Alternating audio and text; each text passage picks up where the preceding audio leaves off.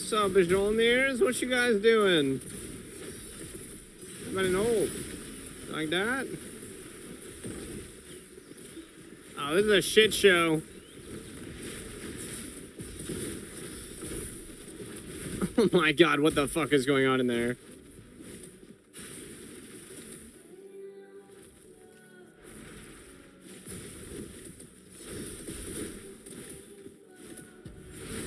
Oh my god.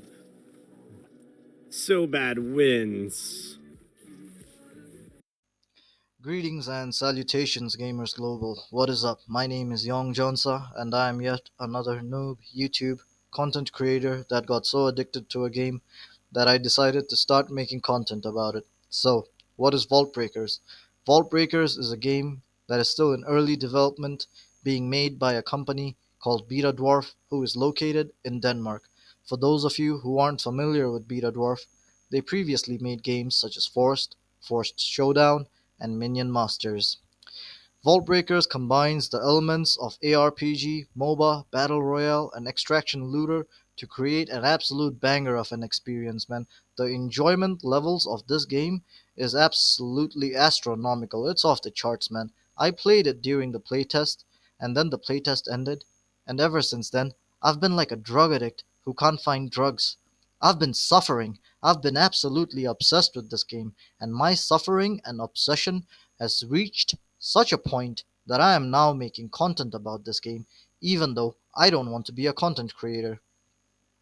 So if you like ARPGs, MOBA, Battle Royale, and Extraction Looter, then I highly recommend you check this game out because it's absolutely going to consume your life. And if you like the sound of that, then leave a like on this video because I'd like to be able to afford a new mic so that my voice doesn't sound so scuffed in my videos. Like many other games, this game has a hero roster. Currently, there are 5 playable heroes, and more will be added as the game updates. The heroes, in terms of design, they're very nice. They have a very unique feel to them. Their skills match the overall theme of the hero, and I really like using them. However, I don't like the art style. The art style is not unique. This is an art style that's been used in many other games, and it doesn't give Vault Breakers a unique look or feel at all. So I hope that they invest in developing a beautiful, unique art style for Vault Breakers because I feel like this game has tremendous potential, and investing in the art style for this game would benefit them immensely. All players will have a base of their own. The base for all players will be the same, but this base cannot be customized in any way at all currently. I hope that in the future they will give us options to customize the base and make it look the way we want it to and build it the way we want it to. I think that would be really fun.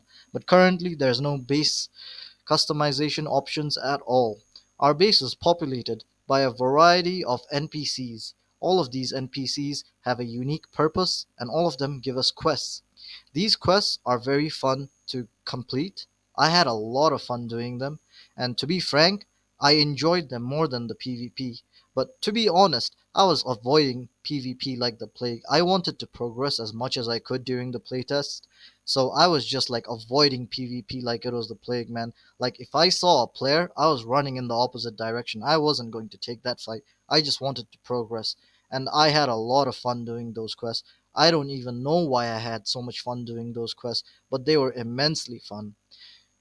They were so fun actually that I wish that Vault Breakers has a system where I just get infinite quests to complete because these quests were really fun to do, man. The quests are just absolute bangers. And these quests are also very important to do because not only do they make our heroes stronger, but they also unlock very important things such as more storage space, more inventory space, more crafting options, and so on. When it comes to crafting, the crafting system in this game is very easy to learn, it's very simple, it's very good. Most of the crafting items don't require a lot of effort, nor are they very expensive. They're very easy to make, very cheap as well. The only items in the game that I found to be difficult to craft were the endgame items. The endgame items were the only items that I found that was like a little bit difficult. Not super difficult, but a little bit difficult. So crafting system, big thumbs up. I love it. It's very simple. I think it's very good. When it comes to hero customization, the only options we have currently are perks and artifacts. Perks and artifacts are what we will be using to customize our hero to suit our playstyle.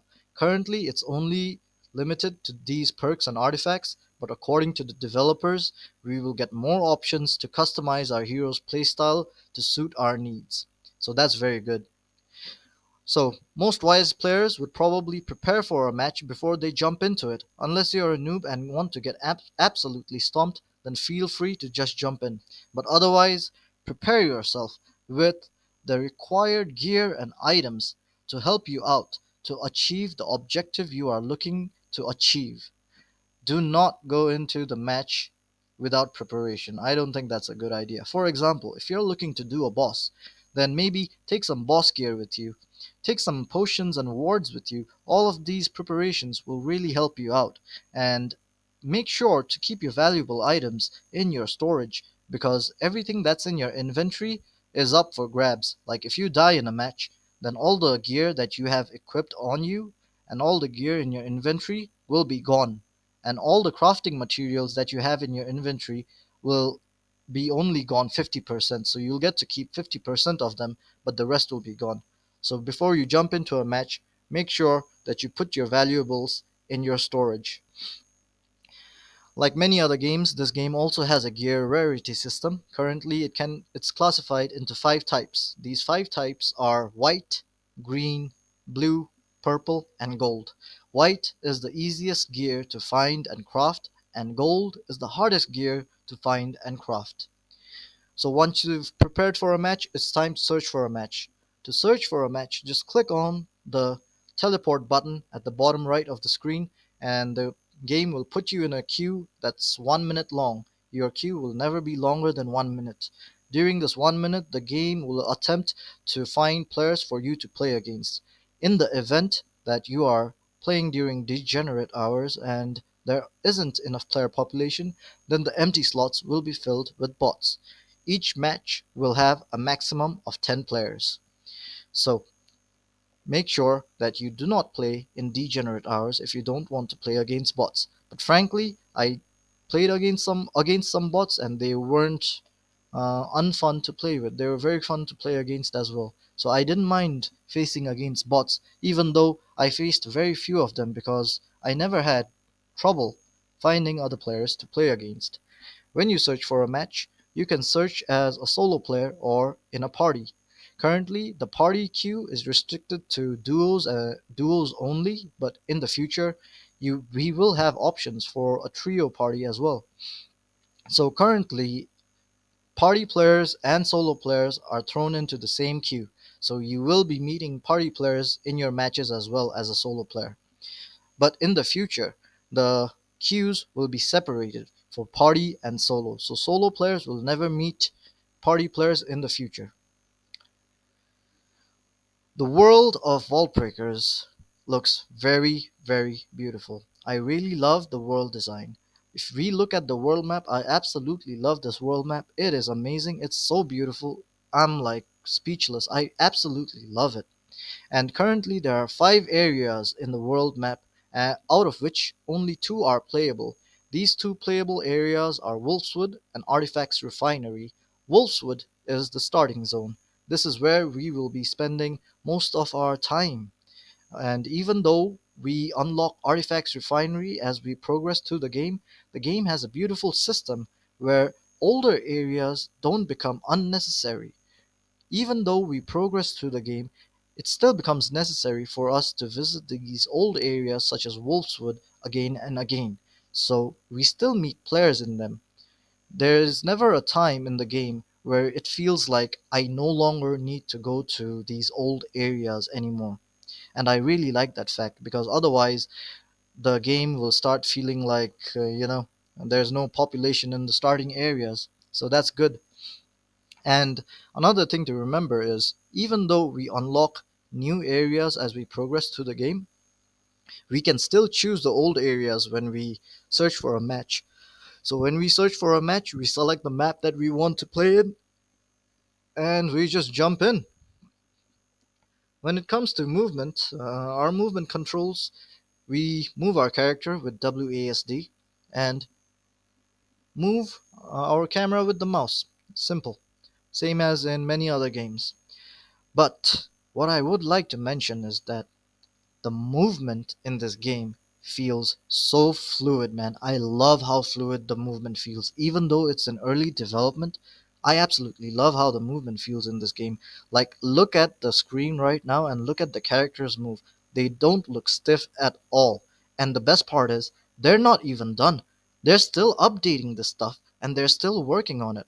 Just on Discord a few days ago, they showed us some updates they had made to one of the characters to make them feel more fluid and alive, and I loved it, man. I absolutely loved it. I was like very, very impressed and happy to know that they aren't done making the characters feel so fluid. So I love how the movement feels in this game. It feels very fluid. The characters don't feel stiff at all, and just like the fluidity of the movement of the characters, the combat is just as fluid and amazing. The combat feels very smooth and fun to use and play. So I have no complaints regarding the fluidity of the movement of our characters and the combat. So what can you do when you get into a match? Well, that's for you to decide, my friend. You can either gather materials to craft the items that you want, or you can maybe do some mini bosses if your quest requires you to kill them. Or you can go and fight some bosses if you need specific items from those bosses. But be careful, even though you go to fight a boss, that doesn't mean you won't be invaded by other players. So the threat of other players invading you while you're doing a boss is very, very real. I've had a few of these moments myself, and thankfully, I came out positively in all of them. I never had a moment where I was doing a boss and I got invaded and then I died or something like that. Nah. I came out alive and well from all of those encounters. So I was very happy about that. Now, let's say you don't want to fight bosses, you don't want to fight mini bosses, you don't want to gather materials. Instead, what you are looking for is glory. You want to show off your skills and stomp on the noobs. Then PvP is your option. Go hunt other players, find them, chase them to the ends of the world, and make sure you stomp on their face and then teabag them. Don't forget to teabag after you kill them. And of course, loot everything they have just so they feel the pain a little bit more. But do remember that if you die in a PvP, it's not all doom and gloom, because even though you lose all the gear that's in your inventory and that you have equipped, you still get to keep 50% off your materials, which is very, very helpful. Because I died a few times in PvP, and because I got to keep 50% of the materials I was carrying, it never felt like all was lost. I was perfectly fine, even after dying a few too many times. So it was really nice that I got to keep those materials.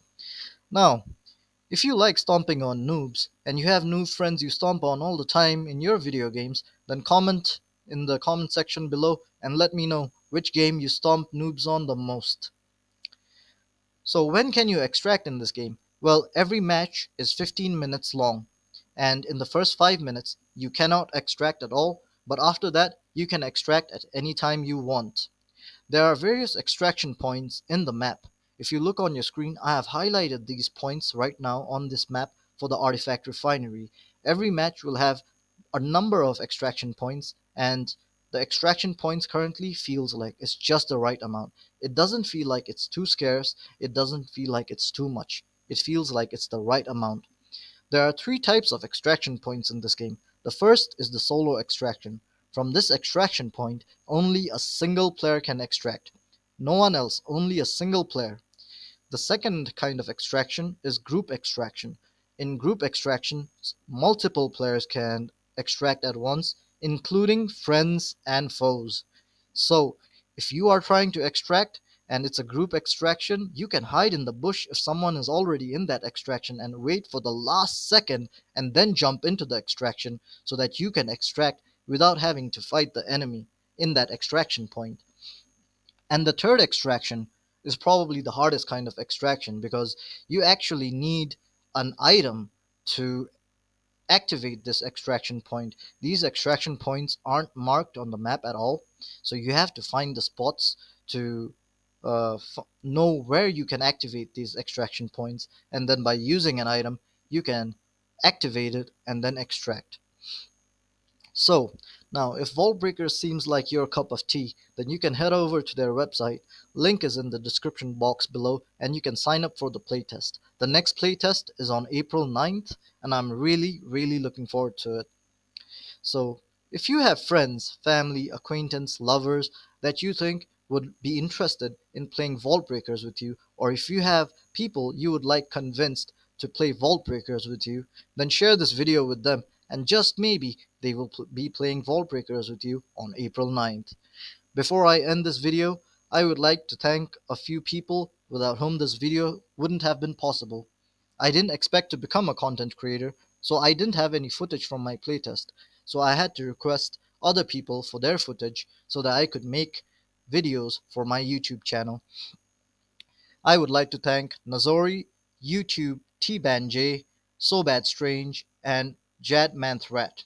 All of their Twitch channel links are in the description box below. Please do go check them out. They are excellent content creators. I've been watching their content a lot, especially after the playtest ended. I've just been watching their content non-stop because I absolutely can't get enough of this game. I absolutely must play this game. And because I can't play this game, I've just been watching all of their gameplay on their Twitch. So go check out their Twitch channels. They're good content creators, and subscribe to them and give them a thumbs up, yeah? So, with that said, thank you for staying. Subscribe because I will be posting Vaultbreaker videos every day. I can't get enough of this game. With that said, I would like to end this video. Subscribe and bye bye.